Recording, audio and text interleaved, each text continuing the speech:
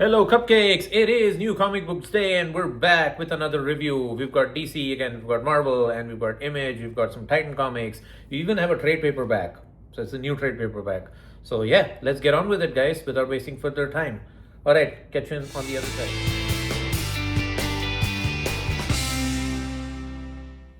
Alright, let us begin. Okay, first we have this book by Helen Mulane and Tula Lotte called Groupies.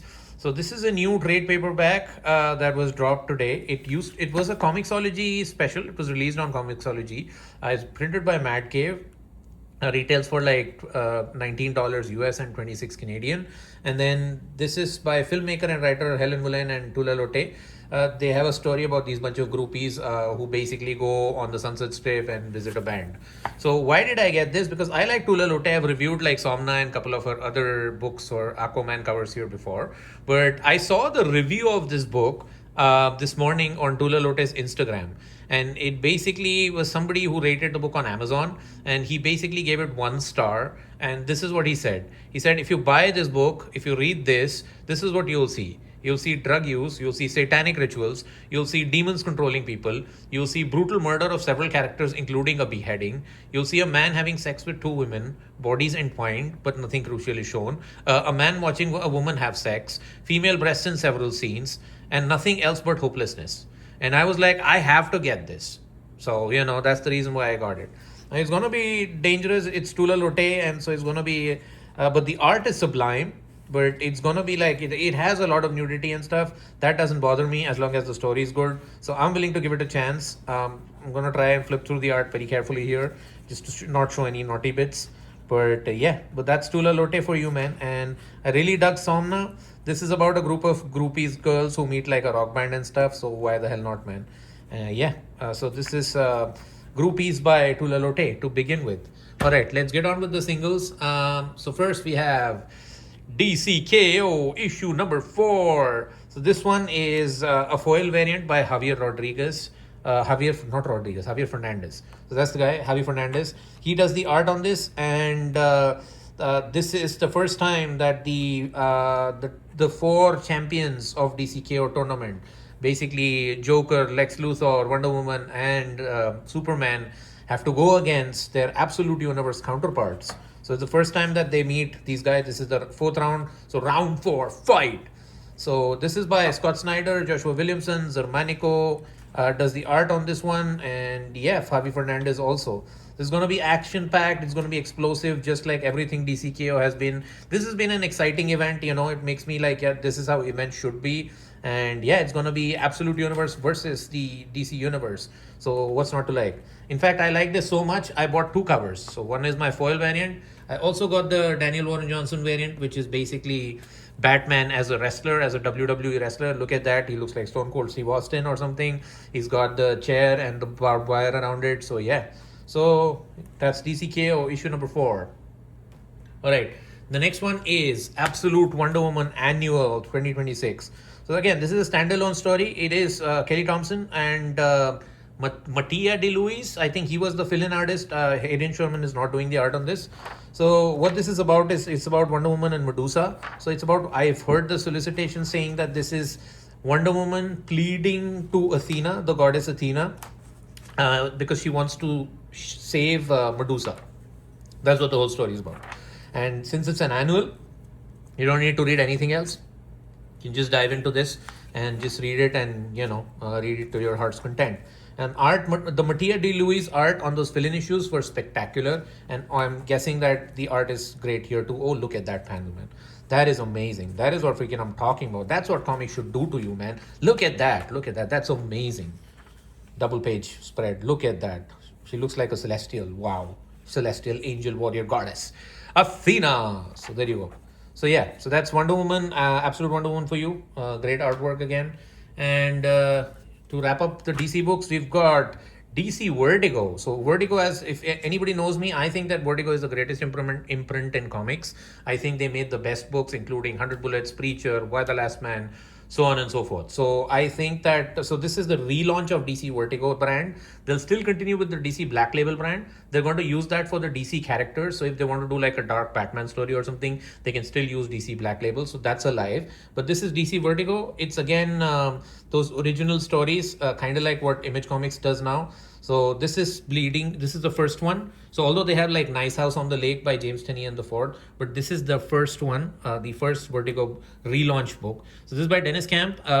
Stepan Morian does the art and Matt Hollingworth does the coloring on this one. So what is this about is that, so there was a zombie apocalypse, but the zombies won, right? So there was Walking Dead and the zombies won. So now the zombies, but these are more, they're not dumb zombies. They not just going, whoa.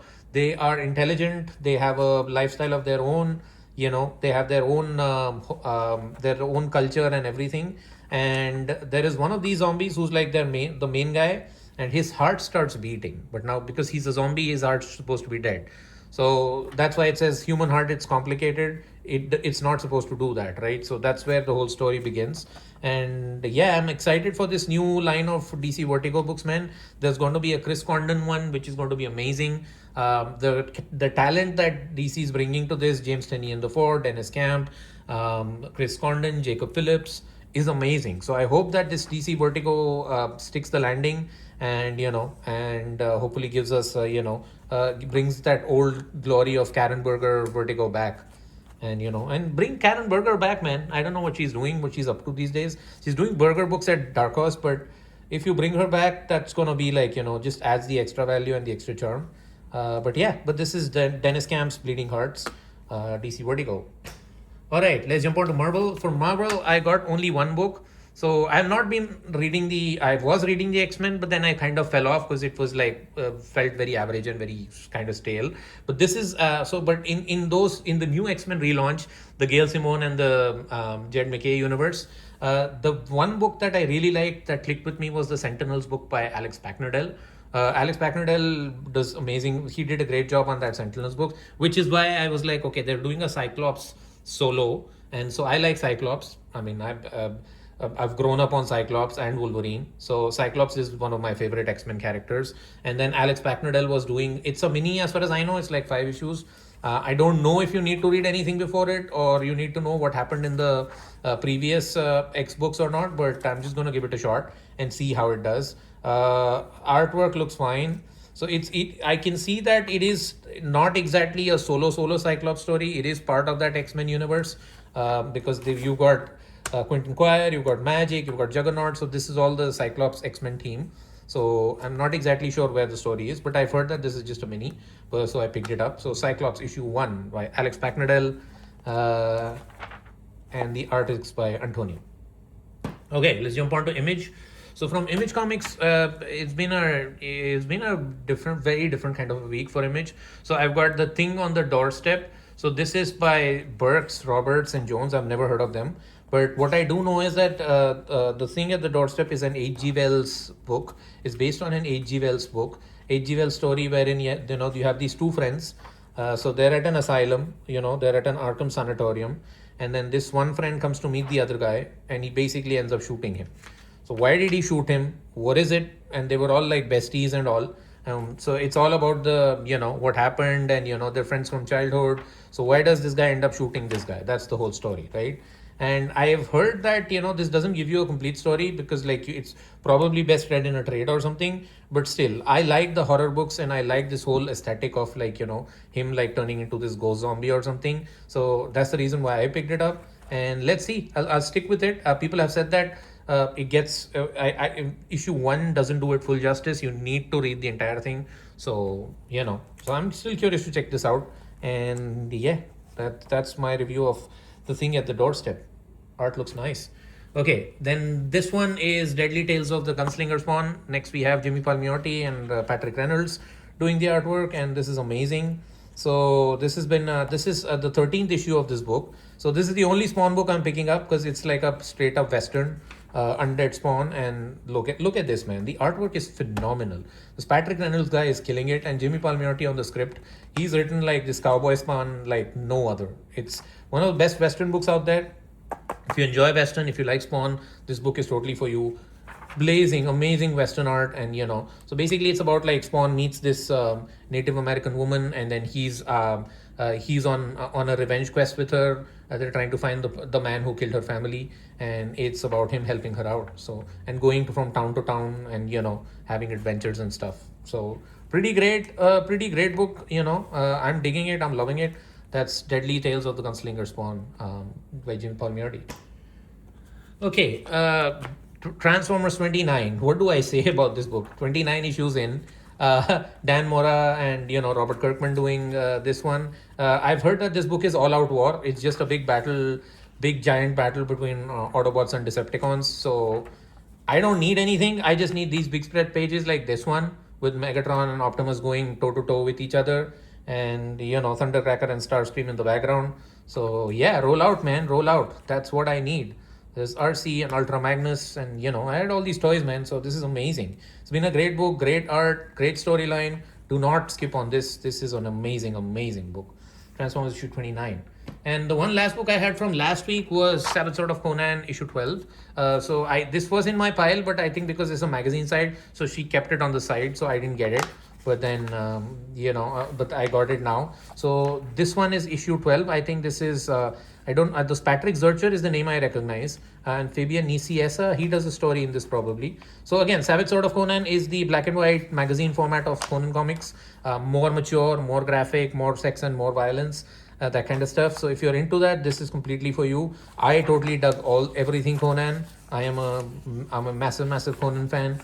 So yeah, these are independent stories, so you can just pick up this and just start reading it. You don't need to read anything else. But it's black and white, it's magazine style format, gives you 64 pages for $6.99, and that's totally worth the price of entry, the price of great art, the price of the pinups, and everything. So yeah. But that's it. That's my new comic book day review, guys. Thank you for checking out. What are you reading? What are you digging? Let me know in the comments, and let me know your thoughts. If you need any questions or anything about the books that I've mentioned here, please shoot me a comment.